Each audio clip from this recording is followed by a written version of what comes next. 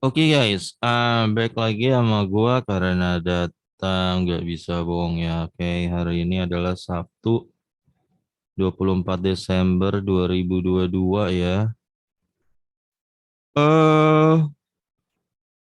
Ya, ya hari ini kita ngobrol santai aja guys ya. Ngobrol santai kalau soal BCA ya. Ini banyak pertanyaan masuk di gue. Heeh. Kenapa sih BCA dividennya kecil? Ya. Oh ya ini gua buat khusus pemula aja ya. Kalau lu yang udah ngerti lu boleh skip aja video gua. Ini terutama khusus pemula ya. Yang nanya kok BCA dividennya kecil ya gitu. Ya. Kemarin dia bagiin RP 35 ya. Guys, ini beberapa minggu lalu gitu ya. Interimnya. Jadi kalau di harga sekarang tuh lu cuman dapat 1.500. 0,04% ya. 1% aja nggak ada gitu loh. Nah, kemarin ya ini banyak yang nanya ke gua dan kemarin gue lihat juga postingan di FB itu dia post dia bilang, "Wah, kok BCA pelit banget sih ya?" Dia bilang ya. Gua malah kata dia ya, gue dividen gue dari Power malah lebih gede daripada BCA. Kok bisa begitu? Nah, gitu ya. Nah, inilah yang mau kita bahas ya, guys. Apakah BCA itu pelit atau apakah dividennya kecil atau apakah BCA itu memang pelit gitu ya. Oke. Gue perhatiin ya guys ya.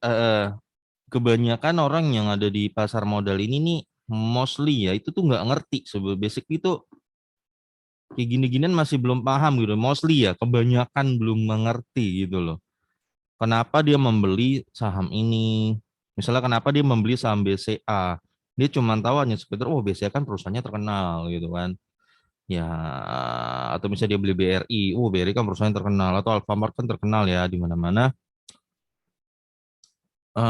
Tapi mereka nggak tahu, misalnya labanya dia berapa, per tahunnya berapa, dividennya berapa, gitu-gitu. Jadi ketika nanti pas pembagian dividen atau bagaimana mereka bingung kok kecil, gini-gini gini. Nah ini video gue dibuat ditujukan untuk lu yang mungkin masih belum mengerti ya. Gue bilang nggak ngerti loh, belum mengerti ya. Kita kita beli sebuah saham kita harus paham guys, detail-detailnya. Lu bisa jelasin misalnya wah, kenapa gue beli saham Power sekarang? Oh, saham Power gue lihat dividen yieldnya 6% dan rutin membagikan DPR gini-gini. Wah, itu lo berarti lo menguasai emiten yang lo minimal lo menguasai apa yang lo beli gitu loh. Tapi kalau lo masih hanya taunya di permukaan, kenapa lo beli BCA? Karena BCA banget terkenal nomor satu di mana-mana. Dan hanya sebatas itu yang lo mengerti. Gua takutnya nanti lo banyak boncos gitu loh. Ya, dulu waktu itu boncos di mana? Banyak Unilever kan orang banyak boncos ya. Kenapa orang beli Unilever? Kan Unilever produknya di mana-mana. Tapi kenapa sahamnya jeblos? Nah, itu demikian juga Aces ya kemarin ya sempat jeblos parah kan. Wah, Aces kan kenal. Nah, itu lo kalau masih levelnya masih tahunnya cuman begitu lo alasan lo buy saham, lu lebih banget lu kemungkinan lo boncos lebih gede gitu ya. Oke, sekarang kita bahas BCA ya, guys. Kenapa dia kok dividennya kecil ya? Dia kan cuma bagiin 35 interim. Oke, kita lihat dulu dividen historinya BCA ya. Nanti gue jelasin pakai bahasa yang gampang aja. Hmm, Ingat ya guys, BCA itu dia bagi dividen 2 kali setahun, interim dan final gitu ya. Interimnya kemarin di bulan-bulan Desember dan finalnya itu kira-kira di bulan April ya, April atau Mei. Jadi dia Desember dan April atau Mei dia biasa selalu bagi. Nah, kita cek dulu historinya BCA bagi dividen ya. Rutin nggak?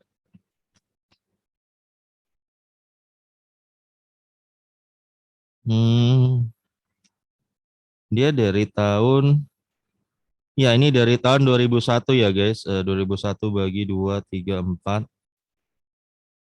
5, 6, 7, 8, 9, 10, 11, 12, 13, 14, 15, 16, 17, 18, 19, 20, 21, 22. Iya, Jadi BCA dari tahun 2001 rutin bagi dividen sampai sekarang ya guys, rutin. Ya, nggak pernah bolong satu bun ya. Ini perusahaan yang bagus ya guys. Nggak pernah bolong nih ya. Pemegang sahamnya siapa sih? Ya, lembar saham beredar BCA ada 122 miliar ya guys. PT Dwi Murta Investama Andalan 54%. Ini yang pegang ini Pak Hartono bersaudara ya. Yang orang terkaya Indo. Masyarakat 45% ya. Oke, kayak gini ya guys. Nah, sekarang kita masuk nih ke topik utamanya. Kenapa dividennya BCA kecil? Apakah dia pelit? Nah, di sini ya, ini laporan keuangannya BCA guys. Ya. Nah, lo harus pahamin seperti ini guys ya. Ini lu lihat labanya dia. Ya, ini labanya BCA dari tahun ke tahun ya. 20 triliun. 2020, 20 triliun lagi, 2021, 23 triliun naik 15% dan 2022 naik 24% ke 28 triliun. Nah, ini adalah laba BCA terbesar dalam 4 tahun ya, terbesar 28 triliun. Nah, jadi ini BCA di labanya ATH. Nah, dari laba bersih inilah yang akan dibagikan sebagai dividen. Lo harus ingat ya, laba bersih bukan laba kotor. Tapi lu jangan seneng dulu kalau ATH, lu jangan hanya analisa sampai di level sini gitu loh. Ya, lu harus cek berapa jumlah saham beredarnya dia. Ya, ya lu lihat nih saham beredarnya dia ada berapa? 122 miliar. Ya, jadi dari 24 triliun tadi lu bagi ke 122 miliar ya ini. Lu bagi ya. Laba dibagi jumlah saham maka akan menghasilkan namanya EPS. Nah, ini. Jadi per lembar ya. Kalau lu bagi ya sampai tutup buku akhir ya, lu akan dapat kira-kira kalau kuartal 3 sih 237 ya, tapi kalau sampai Desember ya 296 kira-kira. 296. Nah, guys, dari EPS ini 209 jadi kan lu beli nih 8.000 nih. Ya, oke. Pelan-pelan ya, gue jelasin. Lu kan beli RP 8.500 nih, satu lembar. 8.500 ya. Nah, RP 8.500 itu mentoknya ternyata cuma dapat 296. Mentoknya dia punya nih EPS. Ya, namanya EPS ya. Earning per share, pendapatan per lembar. Ya, dia punya 296 dari 8,5. Ya. Nah, dari 296 lagi, inilah nanti yang akan dijadikan dividen. Dividennya mau berapa persen dari sini dia mau ngambil. Ya, baru nanti dari sini akan dibagi berapa persen yang jadikan dividen buat investor dan berapa persen yang diambil perusahaan BCA. Ya, kalau lu nggak ngerti begini ceritanya, lu buka toko bakso ya, warung bakso gitu ya.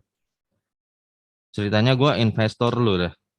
Pertama lu buka warung bakso satu dan lu menghasilkan 10 juta per tahun laba bersih. Wah, gue ya 10 juta per tahun laba bersih. Dan setelah itu karena itu gue tertarik kan invest di warung bakso lu, betul ya. Warung bakso lu gue masuk. Nah, gue masuk ceritanya gue masukin ya ceritanya gue masuk di warung bakso lu dan akhirnya lu dengan duit yang gue pakai modal dari gue lu buka satu warung bakso lagi. Jadi sekarang lu punya dua warung bakso guys. Ya termasuk modal gue. Ceritanya modal gue di lu ya ada 50% lah ya pemegang saham gue di warung bakso lu 50%, gue 50%.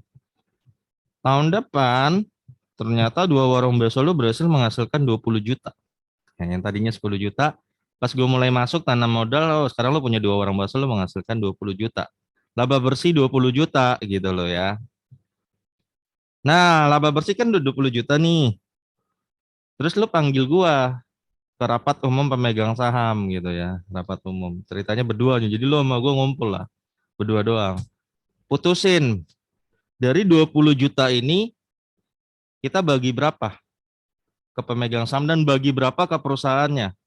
Ya, akhirnya ketika kita rapat berdua, akhirnya kita putuskan 50% dari 20 juta ini akan dibagikan ke pemegang saham. Lu dan gua, cuma berdua nih. Artinya 10 juta dari 20 juta itu dibagikan ke pemegang saham. 10 jutanya lagi buat buat operasional ruang bakso ini, ekspansi lah tahun depannya. Jadi supaya di tahun depan warung baksonya bisa jadi 3 pakai 10 juta. Nah, 10 jutanya dibagi 2. 10 jutanya di gue dapat 5 juta, lu dapat 5 juta. Ngerti ya? Ngerti gue ulangin. 20 juta kan laba bersih, ya. Ini harus ini baru ngerti. 20 juta kan laba bersih ya, betul? Dibagi jadi 10 juta. 10 juta buat pemegang saham dan 10 juta buat si warung bakso, betul nggak? Buat warung perusahaan baksonya. Nah, karena pemegang saham itu hanya ada 2 orang, lu dan gua, maka kita masing-masing dapat 5 juta. Ya, 5 juta lu dan gua. Nah, 10 juta ini buat si bakso. Ini baksonya, perusahaan baksonya gitu loh ya. Perusahaan baksonya. Jadi yang didapat si pemegang saham adalah gua 5 juta, lu dapat 5 juta. Ya, 10 jutanya buat si perusahaan baksonya gitu ya, supaya baksonya bisa ekspansi tahun depan jadi 3 bakso. Tiga warung bakso ya. Nah, demikian juga BCA, guys. Jadi dari 296 ini, ya inilah nanti akan dibagi lagi. Berapa buat kita, buat elu investor, dan berapa buat si BCA-nya. Ya, historinya BCA itu dia cuman bagi selalu, bukan cuman ya, memang selalu bagi hampir 50%. Nah, jadi BCA ini termasuk perusahaan yang fair. Perusahaan yang adil. Jadi dari laba bersih 20 triliun ini, ya, ini 28 triliun ya. 14 triliunnya buat elu investor dan 14 triliunnya lagi buat BCA-nya supaya BCA-nya bisa ekspansi tahun depan atau buka dana lain terserah mau dia mau ekspansi kemana terserah ya supaya perusahaannya bertumbuh. Jadi adil. Jadi lu cuma dapat 14 triliun lah. Ya, 14 triliun yang dibagi buat investor ya. Jadi per lembarnya, jadi ibarat per lembarnya 296, maka yang akan di BCA bagikan total berapa guys? Karena kan BCA bagi 50% ya. Ya, 148 total yang akan dibagikan. Nih, dari pendapatan ini ya. Nah, jadi BCA mentoknya cuma bisa bagiin 148. Lu nggak bisa maksa dia bagiin RP 1000, nggak bisa. Nggak bisa. Jadi dari hasil labanya dia dibagi ke 100 lembar saham tadi, ya ada 122 miliar, dia mentok cuman bisa bagiin lo tahun depannya 2023 148, nggak bisa lebih. Nggak bisa lo toto ngarepin dia, BCA bagi gope dong, 500 atau 1000 kayak per lembar, nggak bisa. Nggak bisa bos, lalu paham mas ini dulu. Ya, nah dari 148 ini, ya karena BCA kan bagian dividen 2 kali ya, dia bagi 2 guys. Bagi 2. Jadi yang di Desember dia bagi berapa? 148 kurang 35. Nah, dia bagiin 35 kan? Ini nih, ya. 35. Nah, lo hitung. Lo dapat yield berapa? Ini interim ya.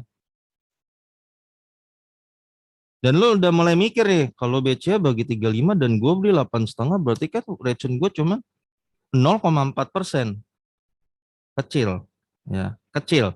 Tapi dia nanti di final masih ada bagiin sekitar, ini final ya di bulan April, dia akan bagiin lagi 113. Kira-kira 113. Nah, kalau dia 113, ini kan 0,04 ya, 113, maka lo dapat 1,3 ya.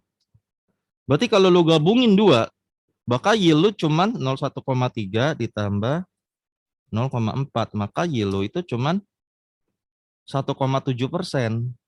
Ya, 1,7%. Dan lo bertanya, lo kok kecil ya? Nah, lo kan pasti bertanya ya, kecil ya. Kok BRI bisa 4%, BM Mandiri bisa 5%, yieldnya Atau bahkan mungkin tadi ada yang nanya, kok power bisa 6%, kok BJTM bisa 7%? Ya.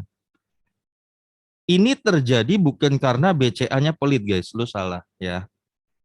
Ya, ingat ya, guys.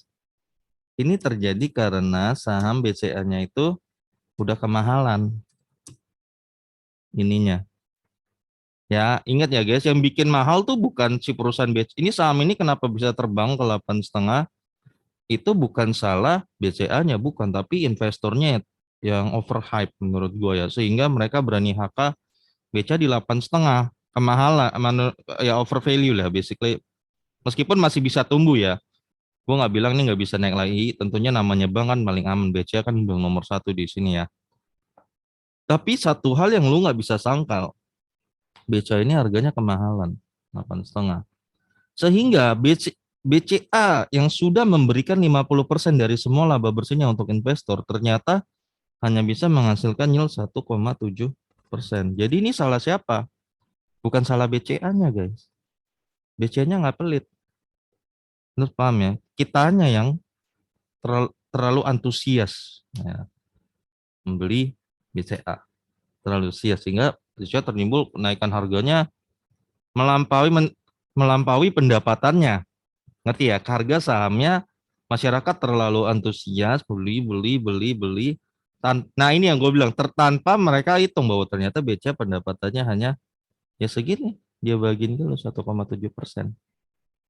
Nah itu yang gue bilang tadi ya, mayoritas investor kita di bursa modal tidak mengerti sampai sini, basically tidak mengerti sampai sini ya. Jadi ini ingat ya, jadi gue bilangin bahwa ini bukan BCA-nya yang pelit, dia udah kasih lo yang terbaik 50%, tapi ya memang harga sahamnya memang sudah terlampau mahal. Kalau BCA itu ada di harga 4.000 ya, di harga 4.000 maka lu akan dapat yield. Nah, iya, kalau di harga 4.000 3,7% ya enggak? Betul nggak?